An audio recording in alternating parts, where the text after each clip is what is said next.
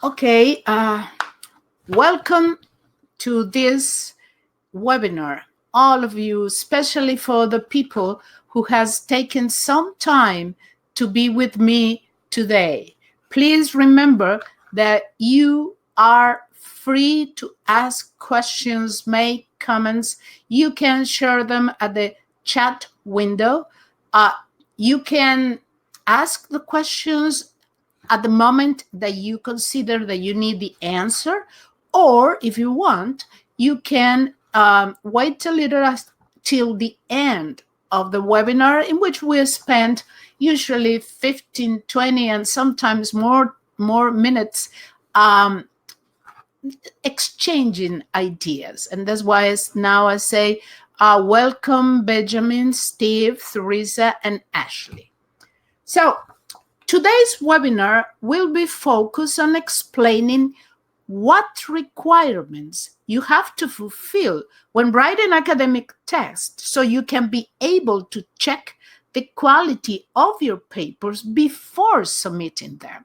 And that's very useful for you, because if you can evaluate the quality of your work before submitting it, you will be in a more positive way, and in order to receive the feedback. And as I would say some in a short time, it is also good for you, because you are going to receive a feedback that will be based basically on the content rather than on the form.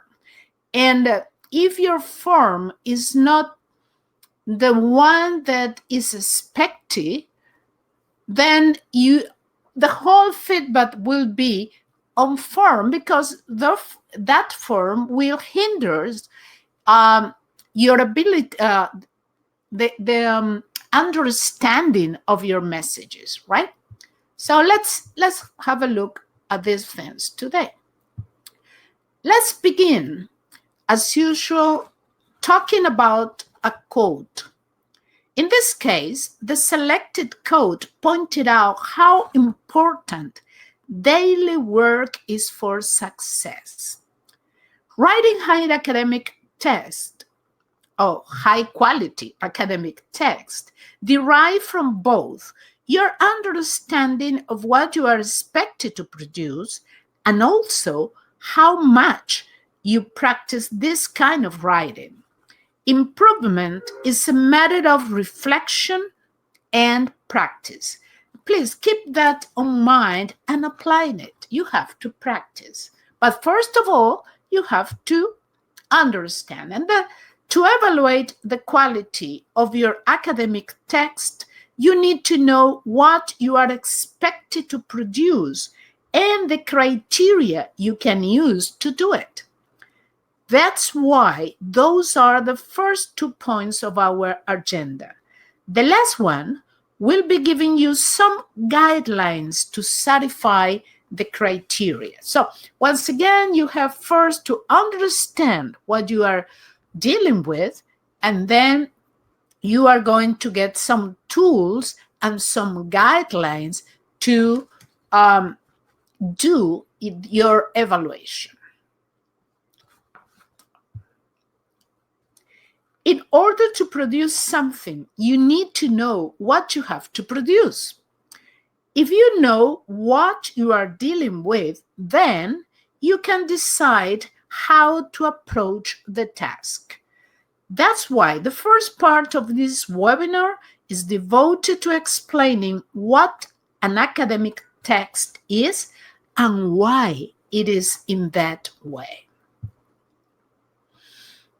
Many people may define academic paper as a written piece of information created for an educational setting. Is that a valid definition? Yes and no. Yes, because it is produced to be submitted and evaluated in an educational setting. And no, because it is not any reading piece of information. It is not a common piece of information. In other words, the context is conceived right, but the nature of the product is not. An academic paper is basically an informed argument created to persuade readers of the validity of such argument. That implies that the paper has to include claims and evidence that supports them in order to be convincing. So, you are dealing with a task that differs greatly from other writing tasks. Broadly speaking, there are four main kinds of academic papers: descriptive, analytical, persuasive, and critical. However, that categorization is not as straightforward as it may seem at first sight. Why? Because papers which are written solely on one of the types mentioned are not as common as the combined ones. That is why we equal paper to text in this context. Different kinds of texts are usually combined into just one unit, a paper, the text written from the level of description to the highest one of critique of claims and evidence. But that fact does not make the existence and significance of each type of text untrue, and therefore you will benefit from understanding them. Therefore, writing an academic paper is a very demanding task, and that's something that you need to pay attention to when you have to write an academic text and also an academic paper made of different types of text. That is, in fact, a very demanding task. And that's why you need to know what you are expected to do so you can satisfy that requirement. Welcome, Lucian. When we talk about academic writing, we refer to a formal language that is used by people who interact in academic context through written means. That gives academic writing two main elements: specific purposes and permanence. The purposes are tied to the need of creating arguments that can be believed, and the permanence is linked to the fact that the written form of a language remains unchanged indefinitely.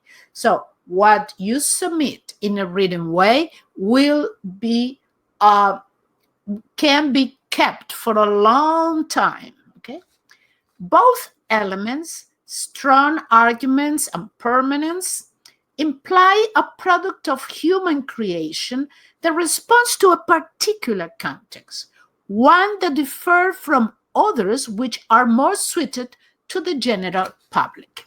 Adrian says, the validity and consistency of a point of view has to do with the argumentation in one's academic writing text, I suppose? Yes, because in order to be valid, you need to present a reasonable claim, but especially the evidence that can support it in a valid way, okay? And also, it is usually very important to provide counter arguments that challenge that claim. And when you analyze both evidence for and evidence against, at that moment, you are really convincing people of what you are for is valid. Okay, the reason for having academic writing is that we need a way of communicating with people who interact in academic context. Presenting arguments about disciplines, theories, and research to convince scholars of their validity requires a clear, focused, and consistent way of writing in which misunderstanding is ruled out. That is why academic writing exists.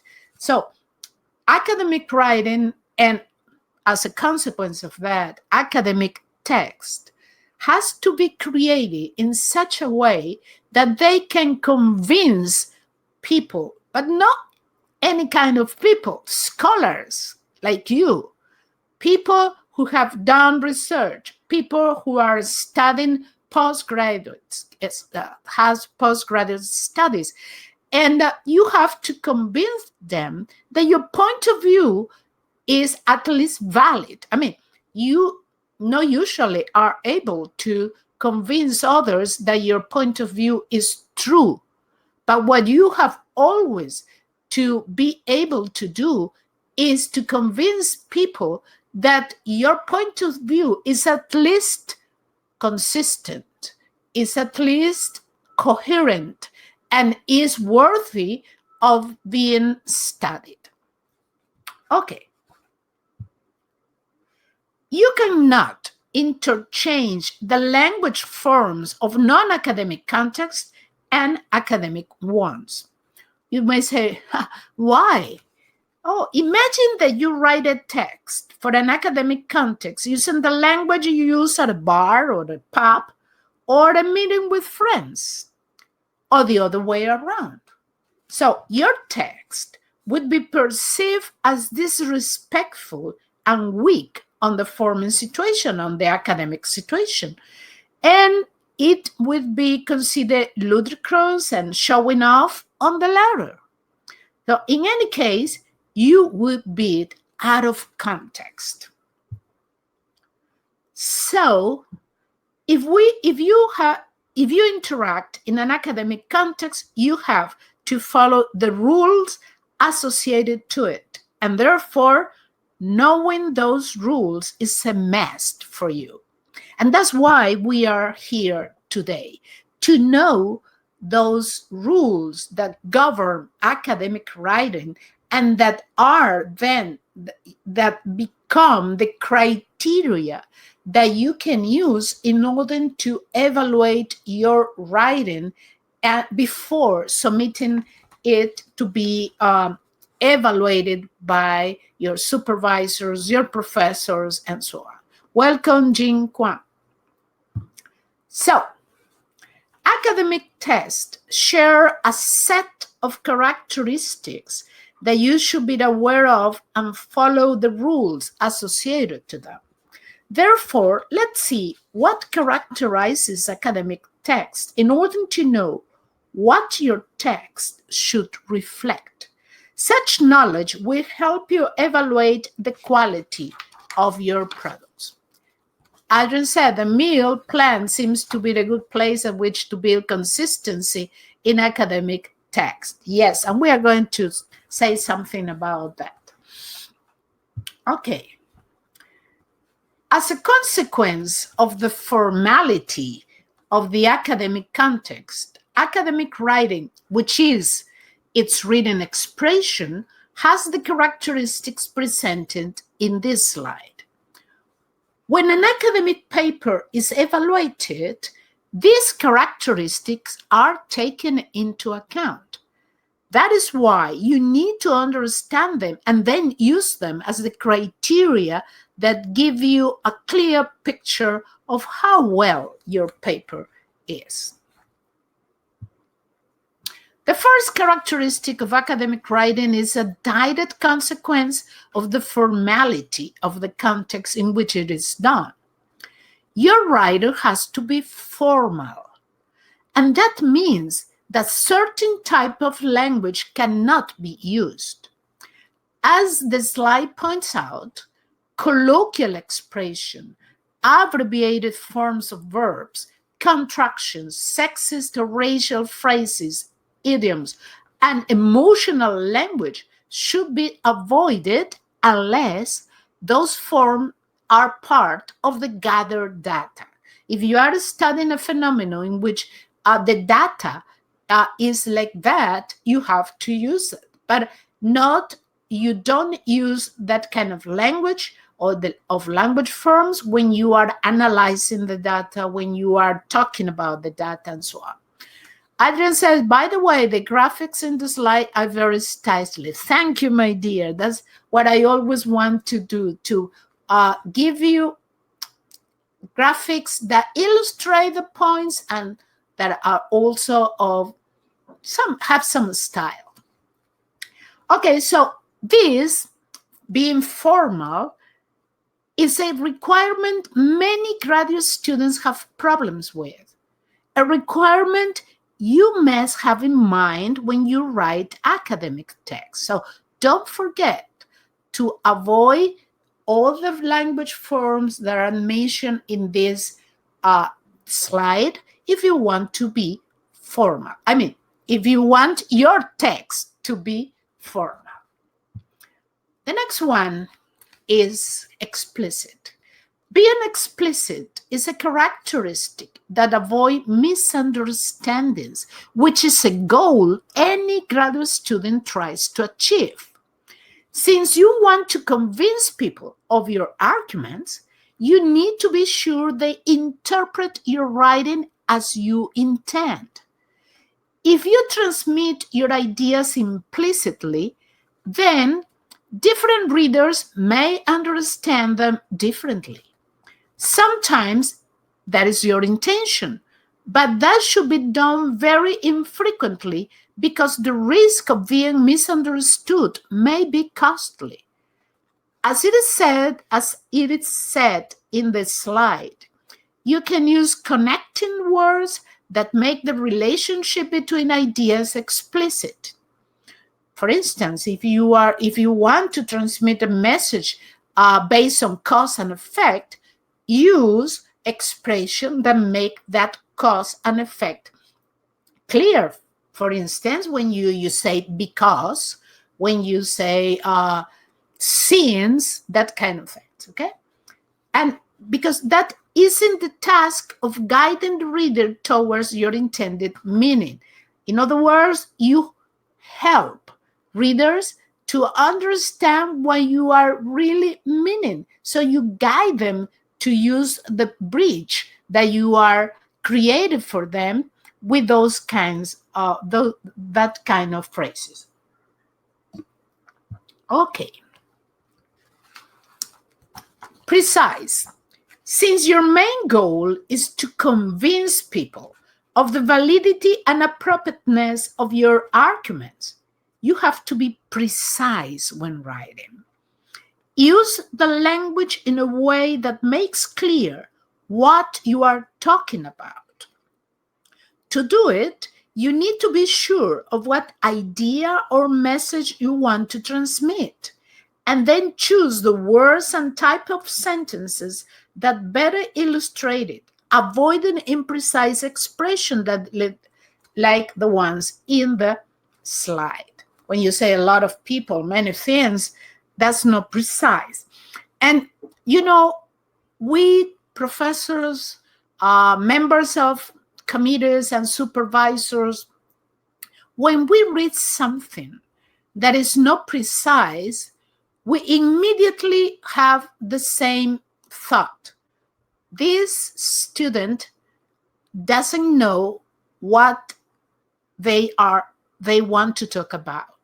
Because if you cannot express your message in a precise way, that means that you have some doubts or you have some things that you have misunderstood, and therefore you are not able to transmit a clear and precise message. So that's why one golden rule is that each paragraph have only one focus, only one main sentence.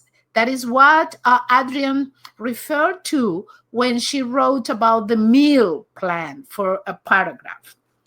That simple rule, having one focus for each paragraph, is a key element to write clear and precise text. A basic procedure to assure clarity and precision is, first, decide what is the main idea that you want to transmit. Write it down in a sentence, which is known as the main or topic sentence. Begin the paragraph with that sentence and use the rest of the paragraph to present the evidence that supports that idea, to analyze why and how that is true, and finally to link that main idea to the next one or the general thesis of the paper. This is an easy way of building precise paragraph. As Adrian says, it is called the meal paragraph. And I have conducted, some months ago, I conducted complete webinar about a meal paragraph, and there is even a short, 5 minutes video talking about that. Adrian said, my advisor doesn't like seeing connective like, by the way, on that note, because they seem to suggest that the main point that follow is somewhat like a random thought. Yeah, it could be a valid point. Of course, there are many ways of writing a paragraph, but all of them emphasize the golden rule. One paragraph equals one focus or one main idea. So be careful with that. If you include more than one foci in your paragraph, you may have a mess in the message that you are trying to convey. Now, each type of academic text has its own structure. For example, the structure of an essay is different from the one of dissertations. If you are aware of that structure, then you can follow it and the information will be presented logically. This characteristic is emphasized by universities in their manuals of how to present, especially thesis and dissertation, and it is also evaluated by supervisors and committees. Okay? It means that you have to know the structure of the kind of academic paper that you are writing, and you have to follow that structure, and you have to follow the rules that govern that structure. You must say, oh, come on, but that's not creative. Perhaps it is not, but it's a rule of academic writer that try to foster the understanding of what you are discussing. I mean, in a dissertation, you have to be creative in terms of the ideas, but you have to be sure of putting those innovative and creative ideas in a way that can be clearly understood in just one way, the way that you intend them to be understood.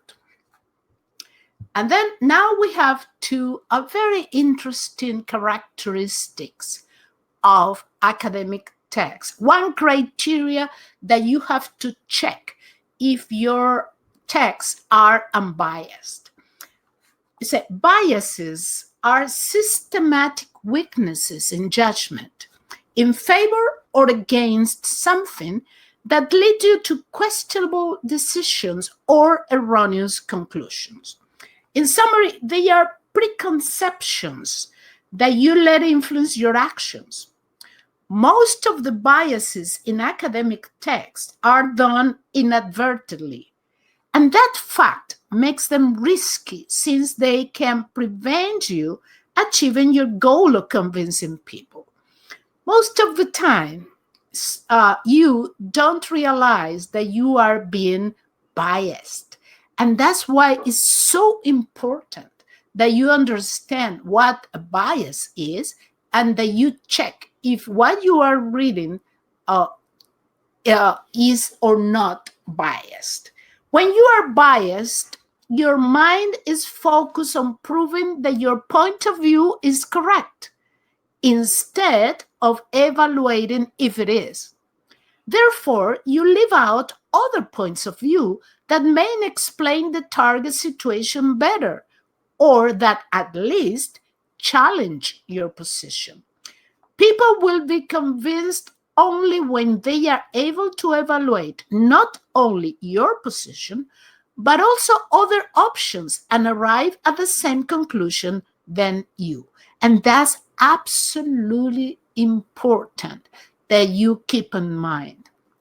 You cannot convince just proving your own point of view without analyzing and discussing other points of view that can be equally useful, that can be equally explaining of the problem that you are dealing with. This is a very important characteristic of academic writing because it is the basis of, let me use this word, sell your ideas to an audience that do not buy them without analysis and reflection. And at the end, when you are doing a dissertation or you are presenting an academic text, you are trying to convince, so you are selling your ideas, but for other people, especially for scholars, to buy your ideas, you have to present something that is coherent and has a very well-developed analysis. As it is stated in the slide, you can express your own position if it is required or considered necessary. But such expression should be done explicitly so everybody knows it is your point of view. Adrian says, biasness is often implicated in the ways research questions are worded. Yes, in fact, that's a very common mistake that is done when writing research questions. They are formulated with a tendency to get a specific answer. Your example is good. How effective is pedagogy A in promoting learner-centered learning? Yeah, in fact, you are, from the research question, you are saying that pedagogical approach, it promotes learner-centered learning. And you are just trying to know in what degree it does it. But what happens if it is not, if it hinders learning-centered learning instead of promoting them? Okay, so your research questions, especially your research questions, have to be unbiased. And that means that you have to be very careful when choosing the wording of your research questions. And you will see that that's a point in which your supervisor, your committee members are always focused on, okay? Next one. Academic writing requires that you behave responsibly in relation to the evidence provided, the handling of the information, especially data, and the way you understand and acknowledge other people's ideas. The need of responsibility in the first two areas mentioned is straightforward because using evidence that does not support the claims made it useless and hinders the validity of the argument. And manipulating information not only produces fictitious results, but it's also dishonest. So responsibility in the other two areas can be perceived more subtly. How you interpret and then write about other people's idea can be a gray area since not all readers have read the same sources you did and may believe your discussion of them. Therefore, if your understanding of those sources is not deep enough, your readers may evaluate the sources wrongly. You have the responsibility of providing an accurate version of other people's ideas and also of acknowledging them. Nearly no idea is absolutely original. Our thinking is influenced by what others have said before. Consequently, you are responsible for stating the authors of the idea you include in your academic text. The golden rule of do as you would be done by must guide you when using the ideas of other people. Supported. This characteristic is intimately related to the previous discussion of acknowledging. To convince people, you have to present evidence that supports your claims.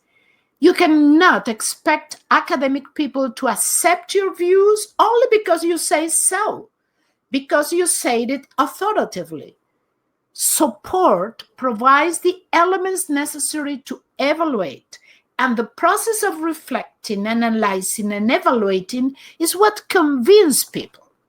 In the same way, do not get convinced without reflecting, analyzing, and evaluating the evidence provided by other authors.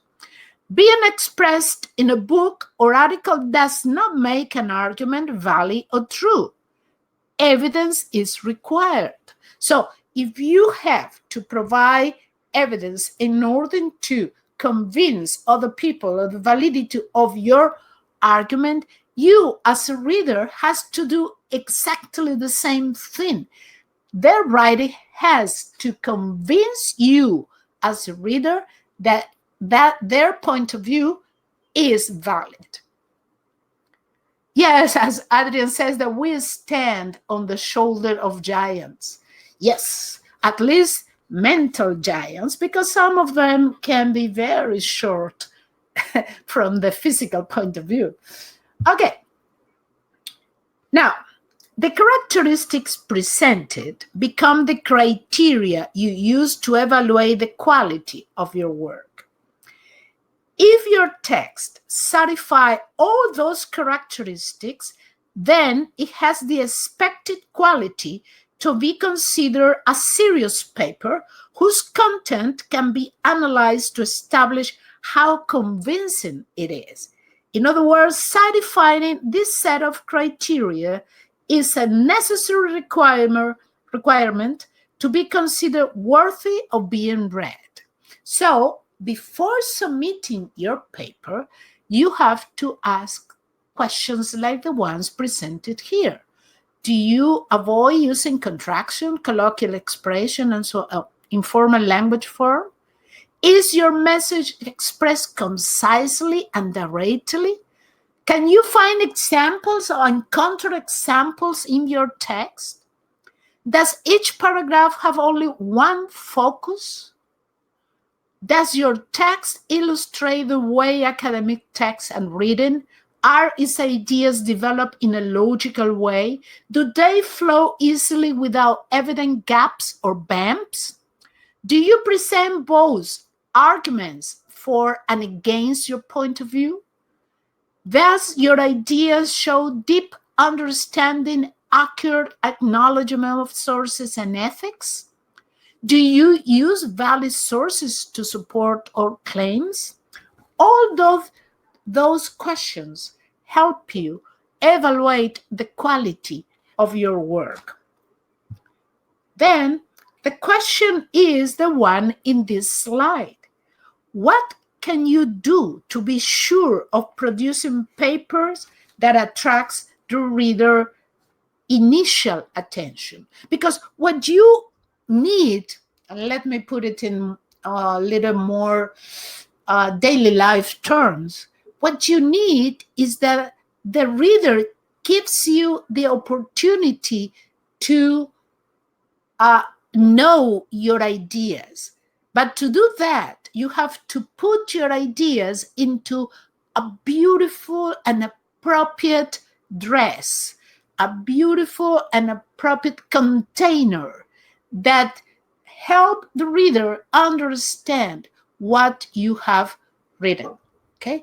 If you produce great ideas, but you present them in a confusing way, using a kind of language forms that are not appropriate to what you are discussing, the readers will say, oh, I'm not going to spend time doing this. not at all. That's not good for me.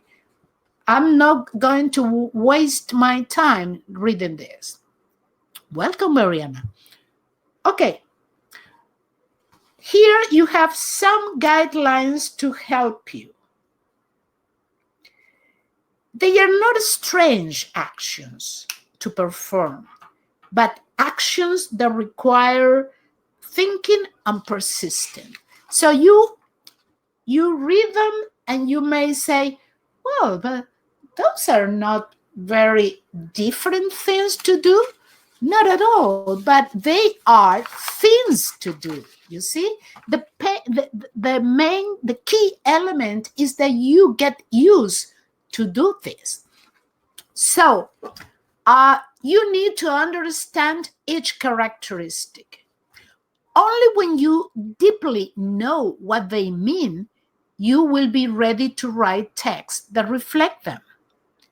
So you, by the way, you have the handout or the whole presentation under the handouts tab. And people who are not here, they are going to receive the recording.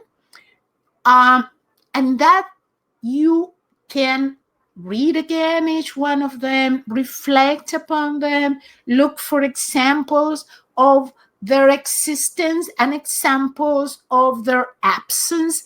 And then you get into those characteristics and you apprehend them, you make them yours, so you can use them easily as if it were something that has been with you since you were born. I just said, a beautiful dress that unfolds itself like peeling off an onion to a score. Yeah, I love that way of expressing it. Good.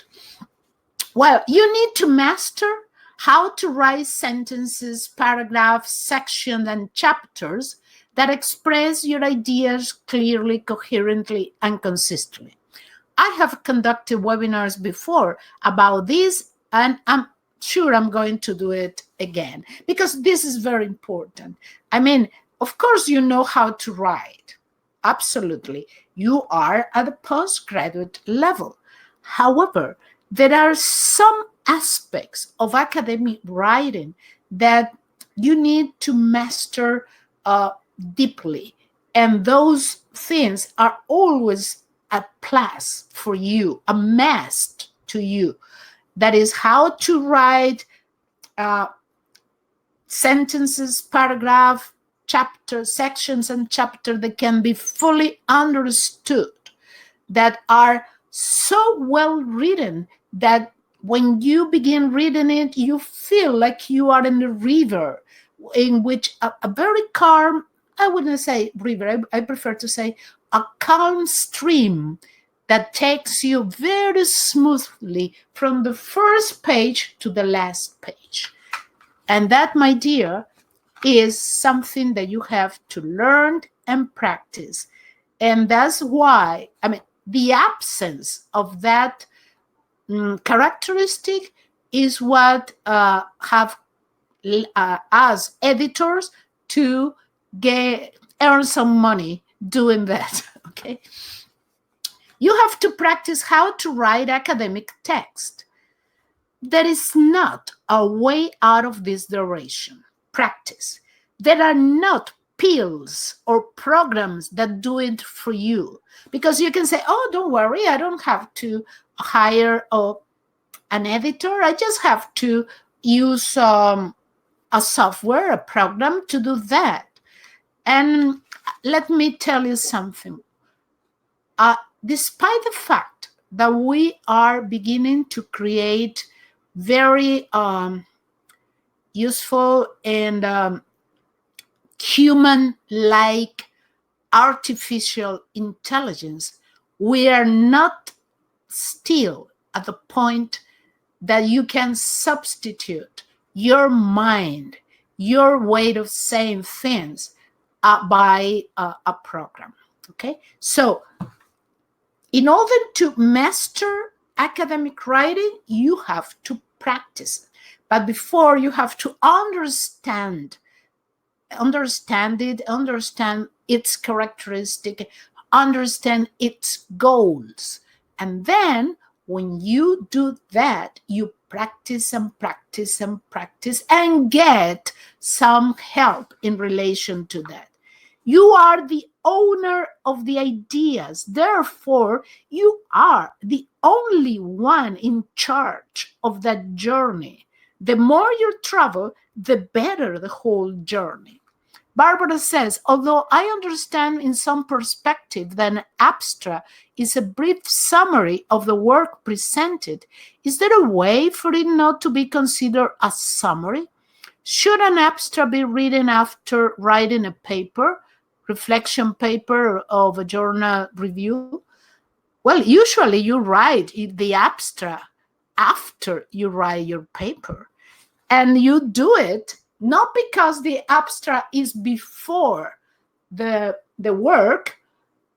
You can think that you write it before you write. No, you first you write, then you reflect, then you reflect to write, then you write, then you check to know if you have written in a good way, you reflect again, and then you complete, you improve.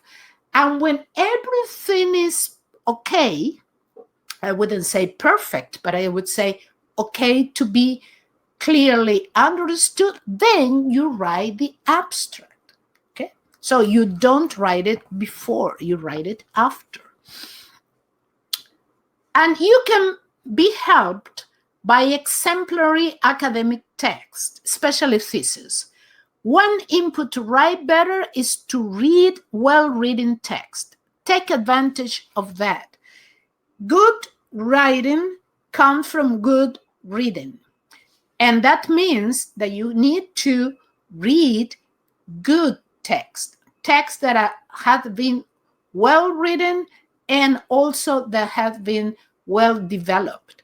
Then you get used to that kind of text and you try to reproduce them. So that's why model exemplary text are very good models to follow. Okay, but keep this idea in your mind. You are the owner of the ideas. So nobody can be more accurate to express what you mean than you. If you develop the tools to do that, you will be in a better position in order to, if you hire, for instance, an editor or you use a software, you will be in a better position to say, I am satisfied with your work or not, because I know what I wanted to say. Me, as as an editor, I many times have to discuss with the writer, okay, please tell me, what do you want to say? And that person begins moving and saying and explaining, and then my mind begins to interpret all those ideas, look for common points, putting together things till I get the key, till I gasp the main idea, and then say, oh, what you want to say is this. Okay, so that's why this is so important. And I have to emphasize how useful practice is for you to master academic writing. To start practice, let me present an exercise for you. Here you have the task. These are the criteria that you have to check in the next paragraph. Okay? You have to read the next paragraph and tell if it is formal, explicit, precise, structured, unbiased, responsible, and supported. And this is the paragraph.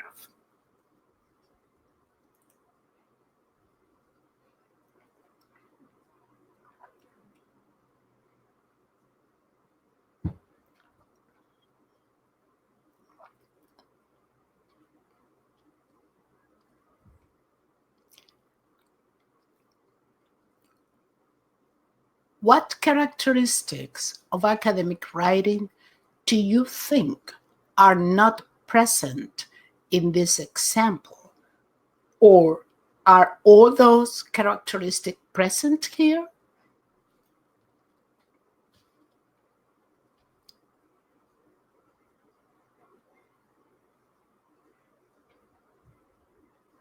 Let me check this again. Is it formal? Is it explicit? Is it precise? Is it a structure? It is unbiased. It is responsible. It is supported.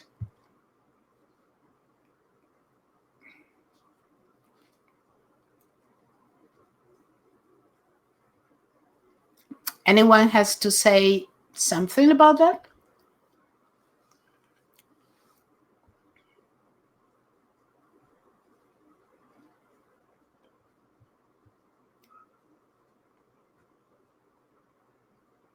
Okay.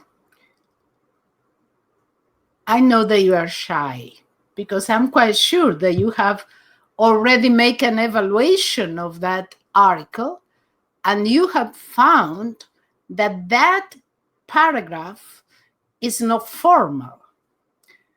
It has contractions, by instance. It's not explicit.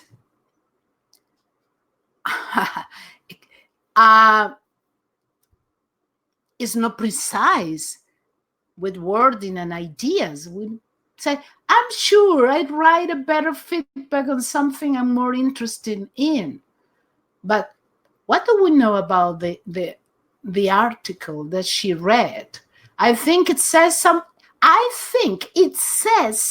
about using some kind of innovation. Oh. Yeah, that's true. It is not structured. It is not supported. We don't know what article this person is referring to, for instance. Okay, good. No evidence, right? Okay, let's see a better paragraph.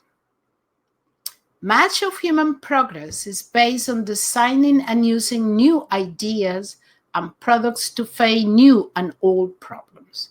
Now we know we have a claim there, and we have the person who says that. We have, it is, in this case, it is supported and it is responsible because the source has been acknowledged.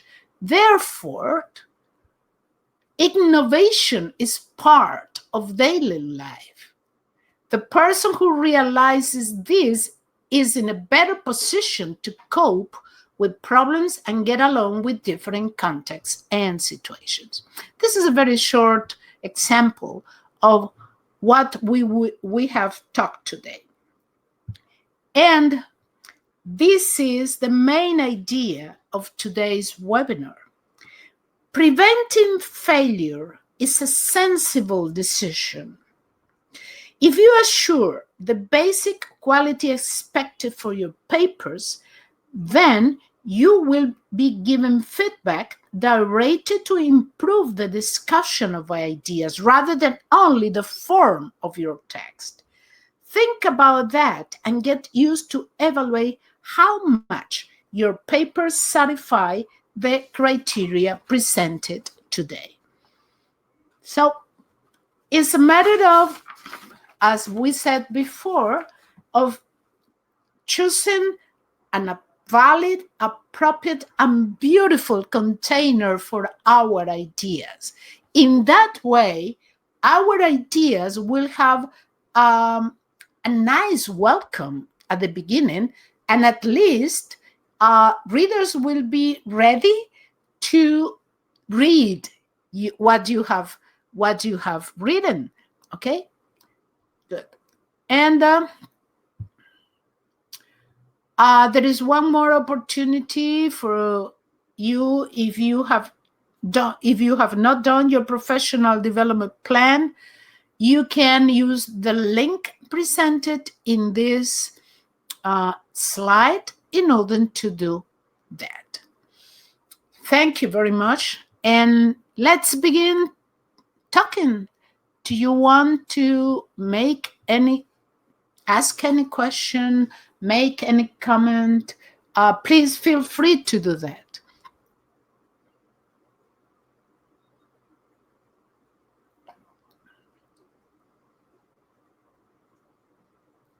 Please don't be shy, because there is something very clear. No question is silly, okay? Because a question is by definition something that intrigues us, something that we don't know. So if you don't know a point or an idea, or if you don't know something, then it means that it is important. My pleasure, Luncheon. Would you repeat the details of the meal plan? Sure. A meal plan or a meal paragraph, the first thing that you write, the first sentence that you write expresses the main idea. In other words, the idea that you want to transmit, the message that you want to transmit. You write it down on the first sentence in a clear and direct way. Okay? Then you write the evidence that you think support that idea. Okay? And that's why the second letter of that acronym is E, evidence.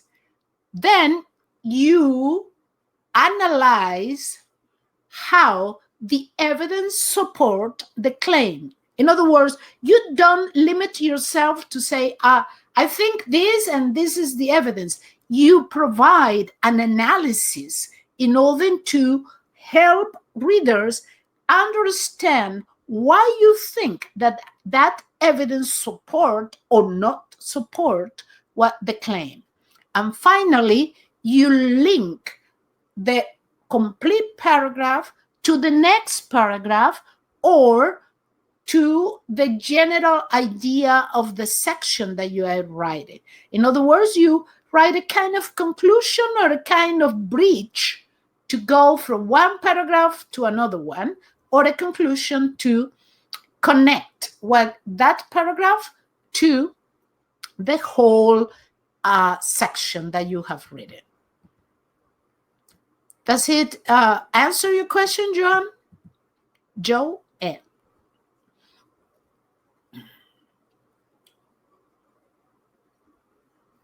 Oh, I haven't welcomed Ibrahim. Welcome.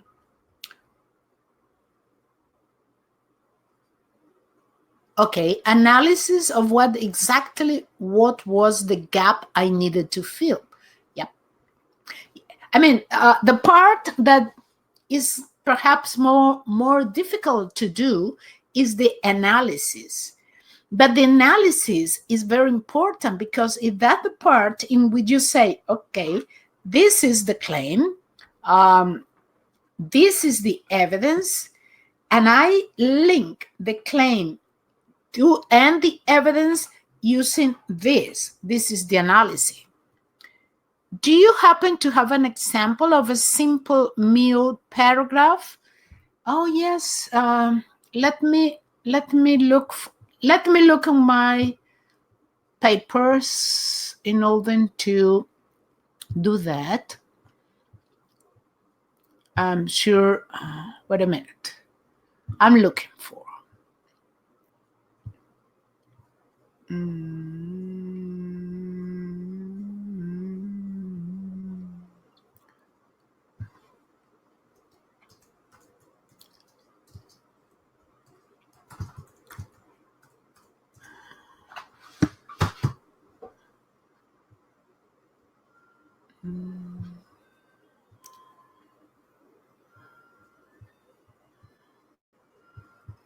I'm looking.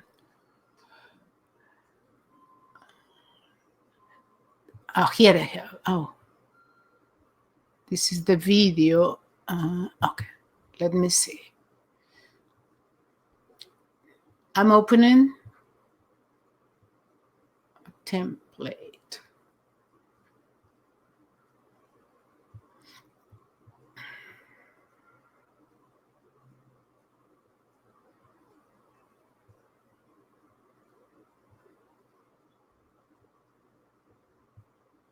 This one is not the one I wanted.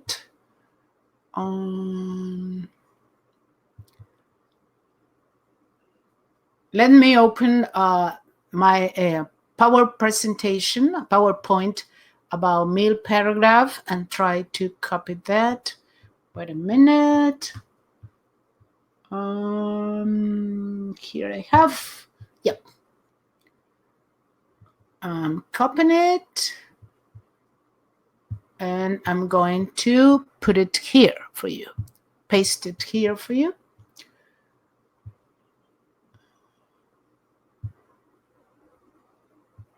Let's see.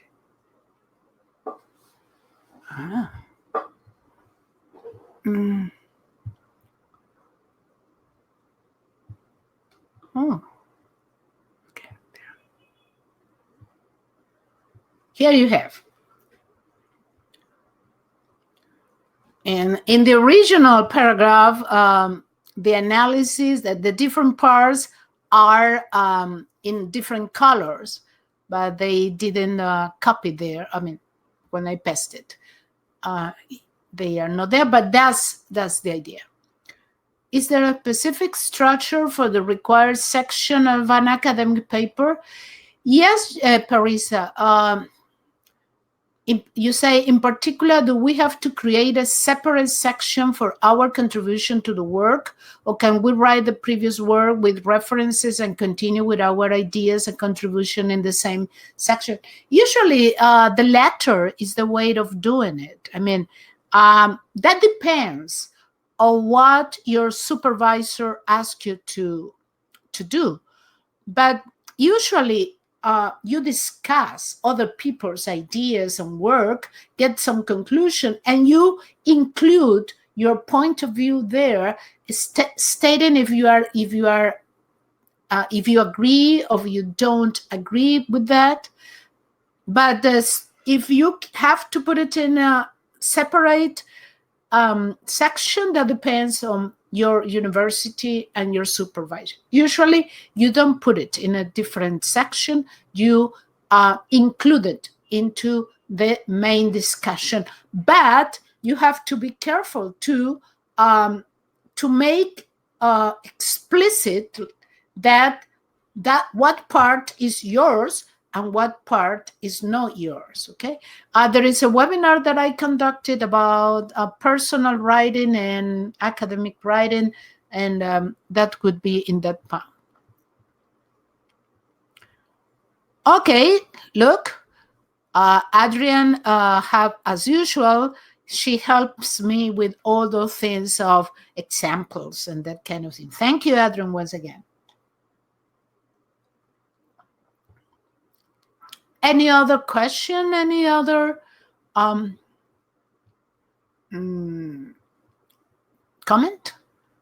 Okay. I'm going to stop the recording, but we continue here. Thank you, everybody, for registering for this webinar. And I'm very grateful for people who attend today. Okay, but I'm also grateful for all the people that registered for today, which were more than 200 people. I hope that these things can help you. And if you have any question, you may email at maria.doctoralnet.com. Okay? I mean, maria@doctoralnet.com. Virginia says, thank you for this training. Wait a minute. Let me stop the recording. Thank you, everybody.